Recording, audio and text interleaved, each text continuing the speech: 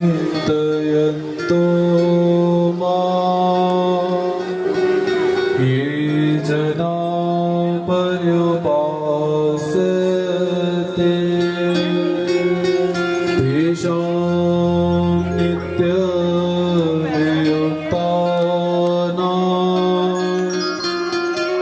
योगक्षेमं वहाम्यहम्। अज्ञानतिमिरान्धस्य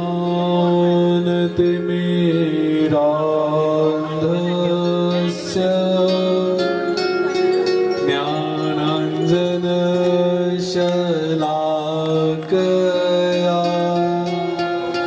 चक्षुरुन्मीलितं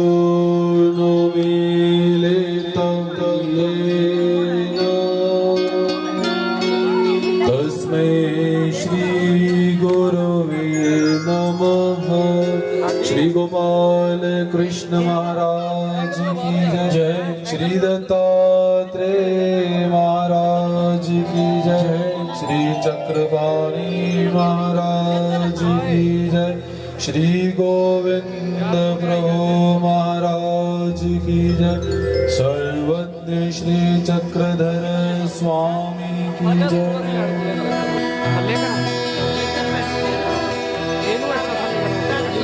प्रातः अखिलेश्वर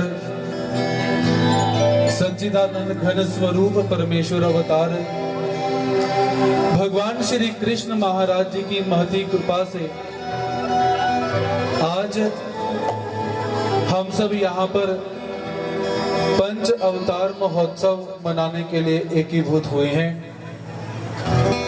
तो आशा करता हूँ कि जितने लोग मेरे सामने बैठे हैं उनका ध्यान कुछ समय के लिए केवल संतों की तरफ ही रहना चाहिए।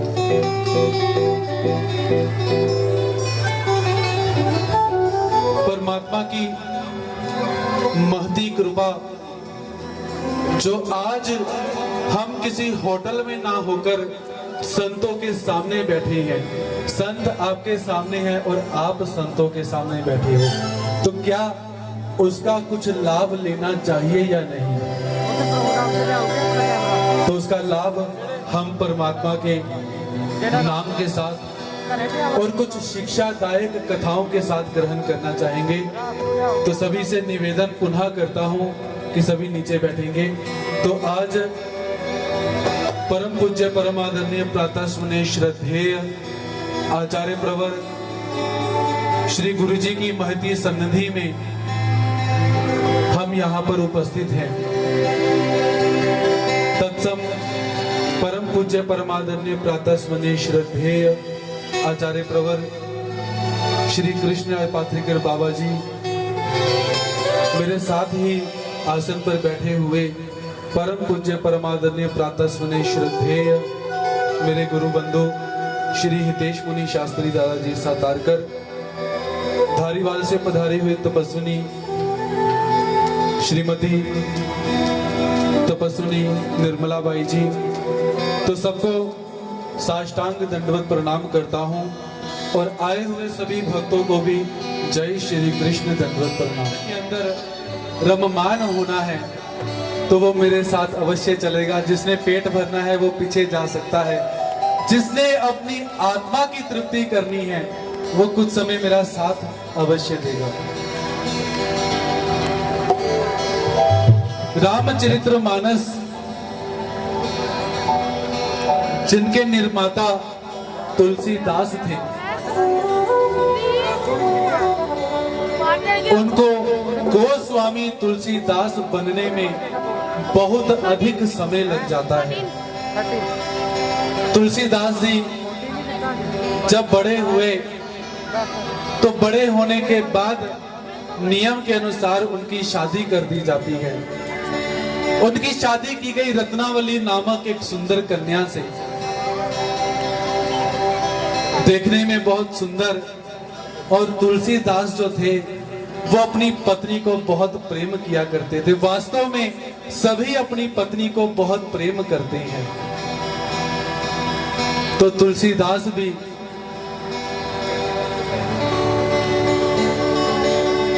तो जो तुलसीदास थे वह भी अपनी पत्नी से बहुत लगाव करते हैं। एक दिन क्या हुआ, तुलसीदास सुबह अपने काम पर गए हुए हैं, शाम को वापस आए तो उन्हें पता चला कि उनकी जो पत्नी है वो अपने पिता के घर, अपने भाई के घर चली गई है। बताया भी नहीं। तुलसीदास को जैसे ही पता चला, मन बेचैन होना शुरू हो गया। प्रतीक्षा नहीं हुई, उसी समय चल पड़ते हैं। रास्ते में नदी आई तो नदी में, अब नदी को पार करके जाना है, कैसे जाएं? सामने से एक मुर्दा व्यक्ति जिसकी अर्थी आ रही थी। तुलसीदास को इतना भी भान नहीं रहा कि सामने से अर्थी आ रही है।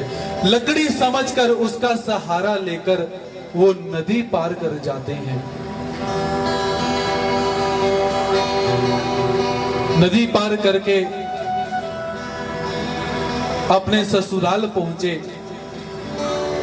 रात का समय, दरवाजे बंद हो चुके हैं, लेकिन अपनी पत्नी से मिलने की ऐसी लालसा, ऐसे अंधे हो चुके हैं कि एक रस्सी को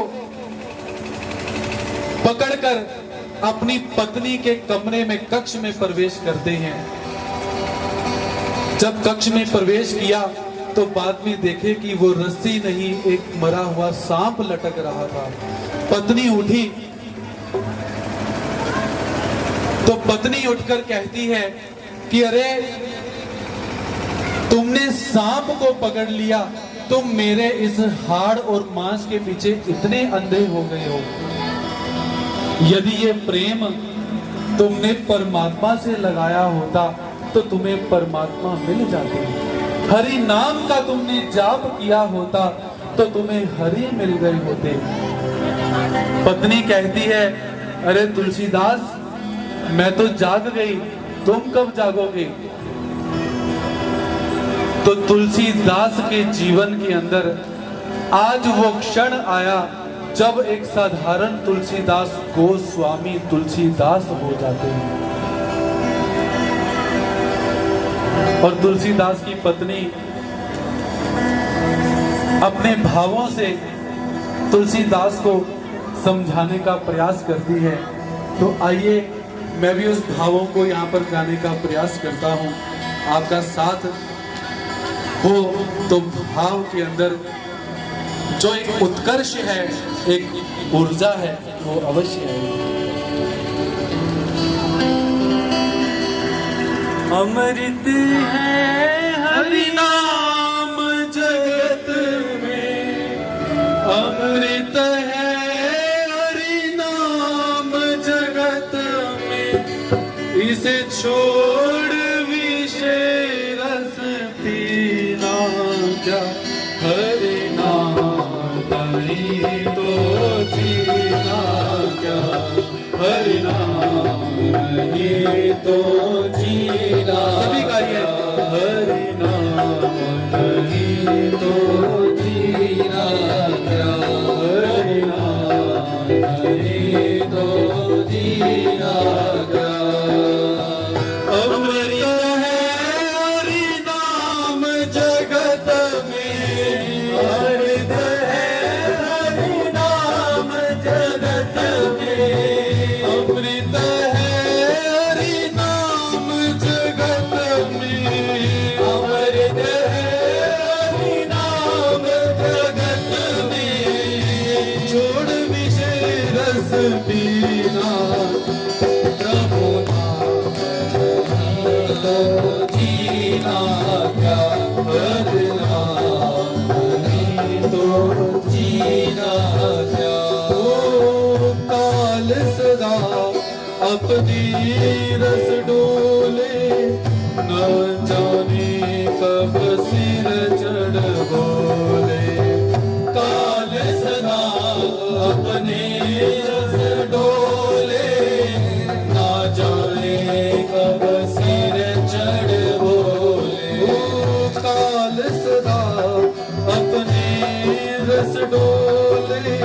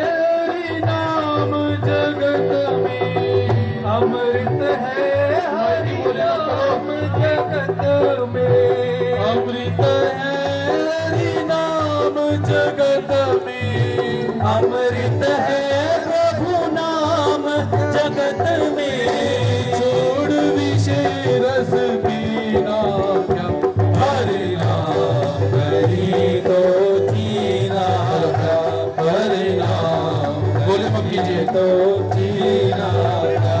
ओ भूषण से सब अंग सजावे, रसना कर हरि नाम नावे।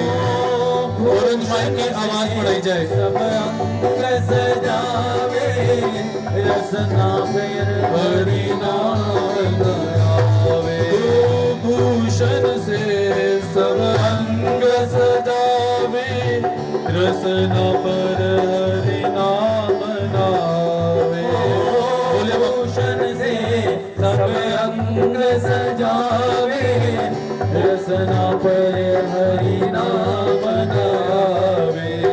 देह पड़ी रह जाए यहीं पर, देह पड़ी रह जाए यहीं पर, देह पड़ी रह जाए यहीं पर, देह पड़ी रह जाए यहीं पर, कुंडल और नगीना क्या, हरि नाम नहीं तो जीना क्या, हरि नाम नहीं तो जीना क्या, हरि नाम नहीं तो जीना क्या, हरि नाम नहीं तो जीना क्या।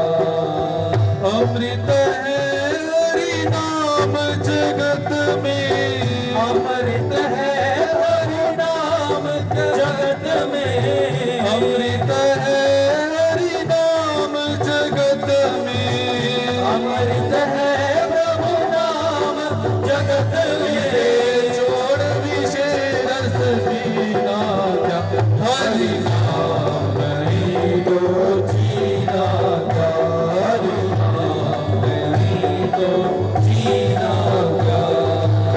तीरथ है हरि नाम तुम्हारा, फिर क्यों फिरता मारा मारा। तीरथ है हरि नाम हमारा, फिर क्यों फिरता मारा मारा। तीरथ है हरि नाम तुम्हारा, फिर क्यों फिरता मारा मारा। तीरथ है हरि नाम हमारा, फिर क्यों फिरता मारा मारा। अत समय हरि नाम ना हो, अंत समय हरि नाम न आवे, अत समय हरि नाम ना होए। अंत समय हरि नाम न आवे। काशी और मदीना क्या, हरि नाम नहीं तो जीना क्या, हरि नाम नहीं तो जीना क्या, हरि नाम नहीं तो जीना क्या, हरि नाम नहीं तो जीना क्या, हरि नाम नहीं तो जीना क्या, हरि नाम नहीं तो जीना क्या। अमृत है हरि नाम जगत में, अमृत है हरि नाम जगत में, अमृत है हरि नाम जगत में, अमृत है हरि नाम जगत में, छोड़ विषय रस पीना क्या, हरि नाम नहीं तो जीना क्या, हरि नाम नहीं तो जीना क्या, हरि नाम नहीं तो जीना क्या, हरि नाम। मेरे साथ मिलके गाइए क्या, हरि नाम नहीं तो जीना क्या, हरि नाम नहीं तो जीना क्या, हरि नाम नहीं तो जीना क्या, हरि नाम नहीं तो जीना क्या, हरि नाम नहीं तो जीना क्या, हरि नाम नहीं तो जीना क्या। ऐसे जीवन के अंदर जब हरि नाम ना हो, प्रभु नाम ना हो, तो जीने का आनंद बिल्कुल भी नहीं आता। एक बार ऐसे ही सत्संग चल रहा था, जैसे आज कपूरथला में हम सत्संग करने के लिए आए हैं, तो वहां पर एक संत जी को बुलाया गया, सत्संग रखा गया।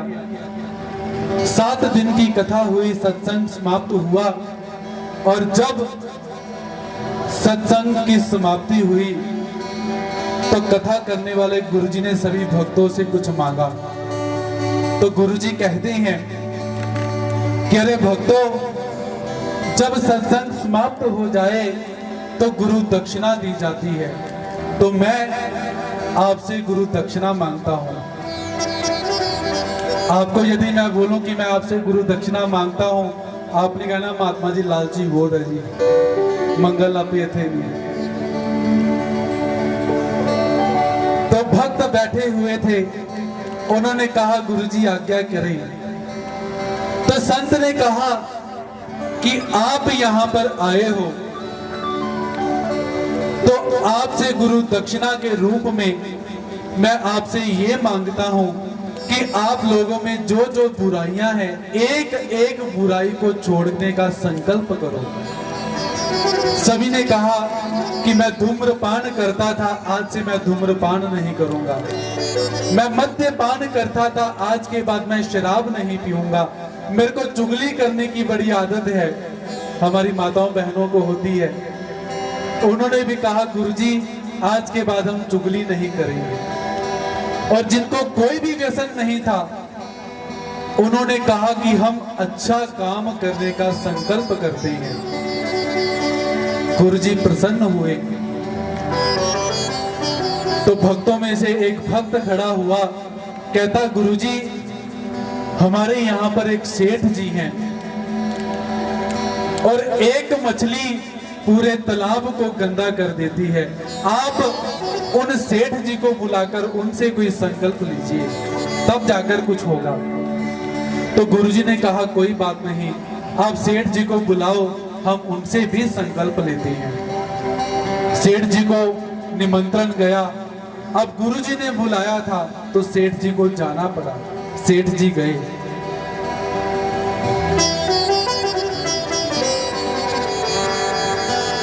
सेठ जी ने गुरुजी को नमस्कार किया और कहते गुरुजी आज्ञा करें। तो गुरुजी ने कहा भाई सबने एक एक संकल्प लिया है, तो मेरी इच्छा है आप भी संकल्प लीजिए। तो गुरुजी ने कहा भाई मैं कैसा संकल्प लूं, अब ना भी नहीं कर सकता, लेना भी पड़ेगा।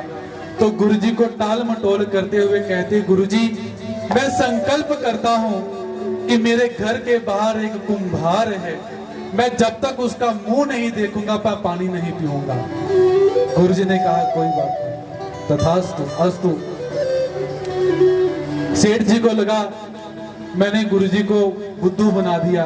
गुरुजी ने कहा कोई बात नहीं। सत्संग समाप्त हुआ, गुरुजी वहां से प्रस्थान कर गए। अब वो जो सेठ जी थे उन्होंने नियम धारण किया कि सुबह जब तक कुम्हार का मुख नहीं देखते थे तब तक जल नहीं ग्रहण करते थे। कहने के लिए साधारण सी बात, लेकिन इस नियम का पालन करते करते 12 साल बीत जाते हैं। 12 वर्ष पूरे हुए। एक दिन सुबह सेठ जी किसी काम के लिए गए, रात को आते आते लेट हो गए और आकर सो जाते हैं। सो गए, सुबह उठे, जल ग्रहण करने का समय आया, प्यास भी लगी थी, थके भी थे। पत्नी ने कहा कि जल ग्रहण कर लीजिए, आपने कुछ खाया पिया नहीं। सेठ जी ने कहा नहीं, पहले मैं कुम्हार का मुख देखूंगा फिर कुछ खाऊंगा। सेठ जी उठे, कुम्हार के घर गए तो देखा कुम्हार घर में था ही नहीं। मन में विचार आया कि चलो पानी पी लेता हूं, फिर क्या हुआ। फिर मन में विचार आया कि 12 साल की तपस्या समाप्त हो जाएगी। नहीं, पहले मुख देखूंगा फिर पानी लूंगा। सेठ जी ने पूछा, भाई कुम्हार कहाँ पर गए हैं? पत्नी ने कहा, कुम्हार चोटी पर गए हैं मिट्टी निकालने के लिए। सेठ कुम्हार को ढूंढते ढूंढते जाता है, तो जहां पर कुम्हार खड्डा खोद रहा था वहां पर सेठ जी पहुंचे। तो सेठ जी मन में विचार करते हैं, भाई इसका थोड़ा सा मुंह ही दिख जाए, मैं पानी तो पी लूं। लेकिन कुम्हार बहुत ऊपर था। अब कुम्हार जहां पर मिट्टी खोद रहा था, तो खोदते खोदते वहां से इतना बड़ा मटका निकलता है, सोने की मुद्राएं भरी हुई हैं। तो कुम्हार मन में कहता है कि भाई कोई देख ना ले, किसी ने देख लिया तो गड़बड़ हो जाएगी। नीचे से सेठ जी ने कहा, रे कुम्हार। तो कुम्हार कहता, सेठ जी कुछ देखा तो नहीं? सेठ जी कहते, देख लिया। अब उसने कहा, भाई सेठ जी ने मटका देख लिया। सेठ जी ने कहा, भाई मैंने तेरा मुख देख लिया, मैं चलता हूं। कुम्हार कहता, ठहरो सेठ जी, मैं नीचे आ रहा हूं। कुम्हार नीचे आया तो कुम्हार कहता, सेठ जी किसी को बताना मत, 50-50 कर लेते हैं। तो सेठ जी कहते 50-50? तो सेठ जी ने कहा, भाई ये 50-50 मतलब? तो कुम्हार कहता, सेठ जी मुझे एक मटका मिला है जिसमें सोने की मुद्राएं हैं, बताओगे तो कोई ले जाएगा, पुलिस ले जाएगी, राजा ले जाएगा, तो आप किसी को बताना मत, आप आधा आधा कर लेते हैं। सेठ जी ने रोना प्रारंभ कर दिया। तो कुम्हार कहता है, सेठ जी रो क्यों रहे हो? मैं तो आपको कुछ दे ही रहा हूं। सेठ जी रोते रोते कहते, अरे पगले, मैंने 12 साल तेरा मुख देखकर बिना देखे पानी नहीं पिया, तो मुझे ठाकुर जी ने इतनी सोने की मोहरें दे दी। यदि मैंने 12 साल उस परमात्मा को देखकर पानी पिया होता तो क्या मिल जाता? इसीलिए हरे अखियां हरि दर्शन की प्यासी, रे अखियां हरि दर्शन की प्यासी, रे अखियां हरि दर्शन की प्यासी, रे अखियां हरि दर्शन की प्यासी, ओ हरि दर्शन की प्यासी, रे अखियां हरि दर्शन की प्यासी। कौन कौन परमात्मा को देखना चाहता है? यदि चाहते हो तो एक ही भाव है, तो उसको मेरे साथ गाइए तब कि मैं जा सकूं।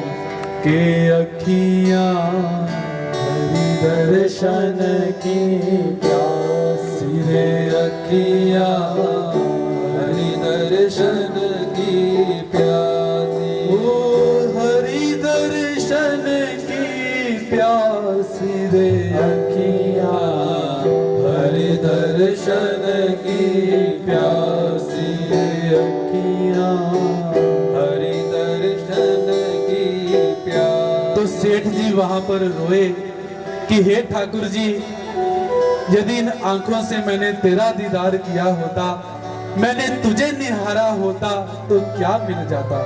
अब मैं चलता हूं आंखों की तरफ। जब भी कोई अच्छा काम हो,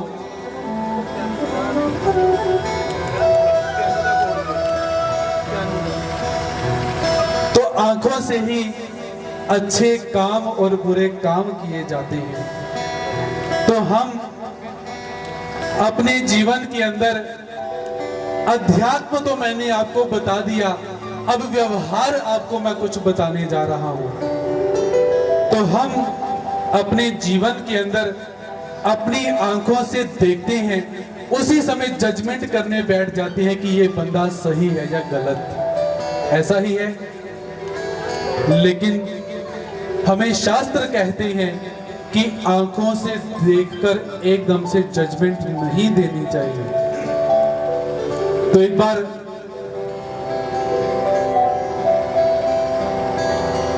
एक बालक था, जो कि 22 या 25 साल का, उसके माता पिता उस बालक के साथ निवास करते हैं। तो आज वो बालक रेलगाड़ी में बैठा हुआ है, माता पिता उसके साथ बैठे हुए हैं। तो बालक खिड़की वाली सीट पर बैठकर बहुत प्रसन्न हो रहा है। सामने एक और युवा दंपति बैठे हुए हैं। तो वहां पर वो बालक अपने पिता से कहता है कि हे पिताजी, ये पेड़ कितनी तेज भाग रही है। ट्रेन चलती है, लेकिन वो बालक क्या कहता है कि पिताजी देखिए, पेड़ कितनी जोर जोर से तेज तेज भाग रही है। पिता मुस्कुराए, पिता ने कहा हाँ बेटा। सामने दंपति बैठे थे, उन्होंने कहा ये लड़का कैसी बातें करता है, ट्रेन चल रही है कहता है कि पेड़ भाग रही है, कहीं ये पागल तो नहीं। फिर बाद में मन में विचार किया कि हमने क्या लेना, जो मर्जी बोले। वो बालक खिड़की पर बैठा हुआ बादलों को निहारता है और बादलों को देखते हुए क्या कहता है कि अरे पिताजी, ये जो बादल है ये हमारे साथ चल रहे हैं, यत्र तत्र सर्वत्र ये बादल हमारे साथ ही चली जा रहे हैं, कितना अच्छा लगता है। तो पिताजी ने कहा हाँ बेटा। वो दंपति जो सामने बैठे थे इरिटेट हुए, कहते ये तो लड़का तो पागल दिखाई देता है, इसके माता पिता भी पागल हैं। तो उन्होंने कहा कि अरे भाई, अपने बेटे को डॉक्टर के पास लेकर जाओ, ये तो पागल हो चुका है। तो पिता शांत भाव से कहते हैं कि भाई, मैं अपने बेटे को डॉक्टर के पास से ही लेकर आ रहा हूं। मेरा बेटा जन्म से अंधा था, आज ये पहली बार इस संसार को देख रहा है, इसलिए ऐसी बातें करता है। इसे पता नहीं कि संसार क्या है, गाड़ी चलती है, पेड़ नहीं चलते।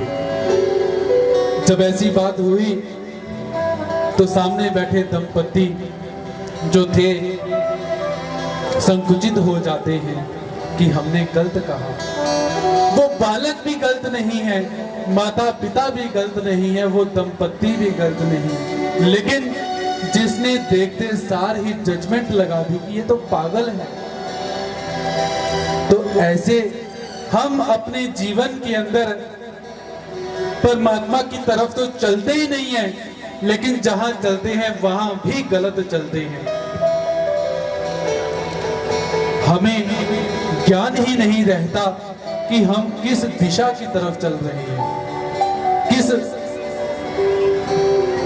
दिशा की तरफ हम अग्रसर हो रहे हैं। तो जब ऐसी स्थितियां हमारे जीवन में आती हैं तो हमारे जीवन में कला क्लेश बढ़ जाता है, क्योंकि हमारी फितरत क्या है, हम अपने विषय में वकील बन जाते हैं और दूसरे के विषय में जज बन जाते हैं।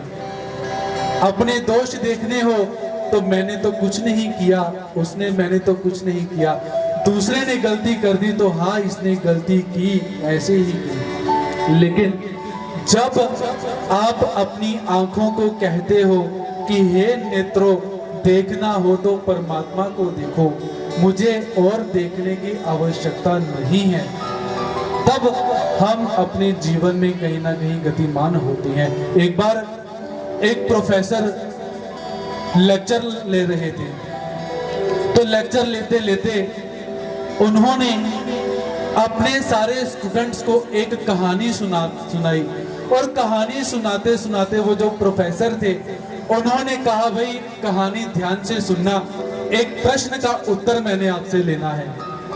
तो आपको भी मैं यही बोलता हूं कि कहानी ध्यान से सुनना, एक प्रश्न मैं आपसे पूछने वाला। तो प्रोफेसर ने एक कहानी बताना शुरू किया। एक पानी पर चलने वाला जहाज जा रहा था, वहां पर बहुत सारे लोग बैठे हुए हैं। तो जहाज का जो कैप्टन था उसने अनाउंसमेंट करी कि जहाज खतरे में है, सभी अपनी अपनी जिंदगी को बचाओ। तो जो लोग जहाज में गए हुए हैं उन्होंने देखा होगा कि जहाज में लाइफ बोट्स भी होती हैं, छोटी किश्तियां। तो सभी ने वो किश्तियां उतारी गई, सभी उसमें सवार हुए, सभी निकलना शुरू हो गए। अब आखिरी किश्ती बची और उसमें भी एक ही व्यक्ति सवार हो सकता था और दो, एक पति और एक पत्नी वहां पर शेष बच जाते हैं। आखिरी किश्ती, दो व्यक्ति और जहाज डूबने वाला है। सुन रहे हो? तो वहां पर पति ने क्या किया, झटके से उस छोटी नौका के अंदर छलांग लगाई और पति वहां से चला जाता है। तो अब बताइए, यहां पर पति ने गलत किया या सही किया?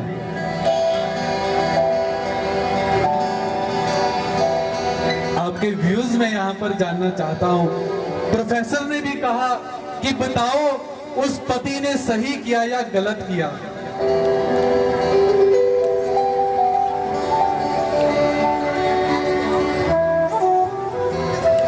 तो सारी की सारी कक्षा में सभी विद्यार्थियों ने कहा कि पति ने बहुत गलत किया। और प्रोफेसर ने दूसरा प्रश्न पूछा कि जब पति ने छलांग लगाई नौका में तो पत्नी ने क्या कहा होगा, क्या बोली होगी? सारी क्लास ने आवाज लगाई कि उस पत्नी ने कहा होगा कि अरे निष्ठुर, मुझे छोड़कर तू अपनी जान बचा रहा है। मैं तेरी पत्नी हूं, पहले मुझे बचाना चाहिए, फिर तुझे जाना चाहिए। सारी क्लास ने ये आवाज लगाई, लेकिन एक बालक पीछे बैठा हुआ था। प्रोफेसर ने कहा, भाई तुम क्यों नहीं बोले? वो बच्चा कहता, मेरा उत्तर कुछ अलग है, मैं बताना चाहता हूं।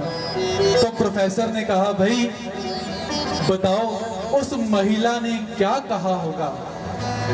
तो उस बच्चे ने कहा कि उस महिला ने कहा होगा कि तुम जा रहे हो, जाते जाते मेरे बच्चे का ध्यान रखना, क्योंकि वो एक माँ है, वो स्त्री एक माँ है और वो अपने से ज्यादा अपने बच्चों को प्यार करती है। प्रोफेसर ने पूछा, भाई क्या तुमने ये कहानी पहले सुनी है? वो बच्चा कहता, नहीं सर, मैंने ये कहानी नहीं सुनी, लेकिन जब मेरी माँ मरी थी तो मेरी माँ ने मेरे पिता को ये बात बोली थी कि मैं तो जा रही हूँ, लेकिन मेरे बच्चे का ध्यान रखना, क्योंकि जो माँ होती है उसे अपने से ज्यादा अपने बच्चे से अब ममता रहती है, मोह रहता है, क्योंकि वो माँ है। और मैं अक्सर स्त्रियों की बहुत कदर करता हूँ और अक्सर कहीं ना कहीं ये प्रसंग अवश्य प्राप्त हो जाता है। तो उसके बाद वो जहाज डूब गया, वो स्त्री औरत मर जाती है, वो पति घर गया और घर जाकर उसने अपनी बेटी की जो बच्ची थी उसकी शादी करी। शादी होने के बाद वो पति जो था वो भी मर गया। मरने के बाद उस लड़की को एक डायरी प्राप्त होती है जिसमें एक घटना लिखी हुई थी और वही घटना लिखी हुई थी उसके बाप के हाथ की। तो वो पढ़ती है, उसमें क्या लिखा हुआ था कि मेरी जो पत्नी है मैं उससे बहुत प्रेम करता हूँ। वो पति क्या लिखता है कि मैं अपनी पत्नी को बहुत प्रेम करता हूँ, मैं उसे उस जहाज पर छोड़ आया, मैं निष्ठुर नहीं हूँ, मुझे उसके साथ बहुत प्यार था, लेकिन उसे ऐसी बीमारी थी कि वो मरने वाली थी और मैं अगर अपनी जान बचाकर आया इसलिए आया कि मुझे अपनी बेटी का पालन पोषण करना था। अगर हम दोनों मर जाते तो मेरी जो बेटी थी उसका भविष्य समाप्त हो जाना था, इसीलिए मैंने अपना मन मारकर, अपनी पत्नी को मारकर अपनी औलाद को बढ़ाया। ऐसे जो माता पिता होते हैं वो अपनी संतानों के लिए क्या कुछ नहीं कर जाते, लेकिन अक्सर हम जो नई पीढ़ी के लोग हैं हम अपने माँ बाप को पता क्या कहते हैं? क्या कहते हैं? भाई तुसी साढ़े से कीता की है, तुसी साढ़े वास्ते कीता की है, बोलते हैं कि नहीं? लेकिन याद रखिए माता पिता ने आप लोगों के लिए, हमारे लिए जो कष्ट सहन किए, वो कष्ट अभी हमें प्रतीत नहीं होंगे। जब हम माता पिता बन जाएंगे तब हमें महसूस होगा कि हमारे माता पिता ने हमारे लिए क्या किया। इसीलिए मैं आपसे यही निवेदन करता हूं कि एकदम से जज बनने की कोशिश मत किया करो कि आपने क्या किया। इस कहानी में देखें तो जब मैंने आपको बोला कि वो पति जो था नाव में छलांग लगाकर चला गया, आपके मन में आया पति ने गलत किया, लेकिन अब देखें वो जो पुरुष था, वो जो पति था, उसने सही किया था। इसीलिए आज आप सबसे मैं यही निवेदन करना चाहता हूं कि सबसे पहले अपने जीवन के अंदर ठाकुर जी को अहमियत दीजिए। कल से अगर मैं भी यहाँ पर कथा करने के लिए आया हूँ तो आपसे मैं ये चाहता हूँ कि एक नियम धारण करें। वो नियम कौन सा है? कौन सा नियम धारण करना है? कि सुबह जब तक आप भगवान श्री कृष्ण महाराज जी के तस्वीर का, ठाकुर जी के विशेषों का दर्शन नहीं कर लेते, आप पानी नहीं पिएंगे। मंजूर है? तो देखिए आपके जीवन में क्या क्रांति होती है। दूसरी शिक्षा कि कभी भी अपनी आंखों से दोष मत देखिए। देखना है तो अपने भीतर के दोष देखिए। दूसरे के दोष लाख हो, हमने क्या लेना, कर सकते हैं। क्योंकि हमारे जीवन में नीति नियमों का अभाव होता जा रहा है। मैं आपको भजन भी सुना सकता था, आप रास भी कर सकते थे, लेकिन वो हमारे पात्रिकर बाबा जी पीछे बैठे हैं जो इसमें परफेक्ट हैं, तो मैं उस तरफ न जाकर, मुझे लगा कि आज आप यहाँ पर इकट्ठा हुए हो, तो जब तक हम किसी शिक्षा को ग्रहण न करें तो सत्संग विफल हो जाता है। इसलिए मैं केवल आपको शिक्षा देने के लिए यहाँ पर आया था। तो आप सब इन्हीं शिक्षाओं को धारण करेंगे और अपने धर्म के प्रति दृढ़ होकर श्री गोपाल कृष्ण मंदिर कपूरथला अरफावाला मोहल्ला, जो लोग जाते हैं उनका हार्दिक अभिनंदन, जो नहीं जाते हैं कल से जाकर गुरुजी को तंग अवश्य किया कीजिए। आप जाओगे तो गुरुजी को पूछोगे, गुरुजी कुछ बताओ, गुरुजी कुछ चरणामृत दो, कुछ प्रसाद दो। तो जो लोग नहीं हैं यहाँ पर, उनसे निवेदन करूंगा कि मंदिर में अवश्य जाया कीजिए, ताकि आपको अच्छी अच्छी बातें सीखने के लिए मिले और आपके जीवन का उद्धार हो सके।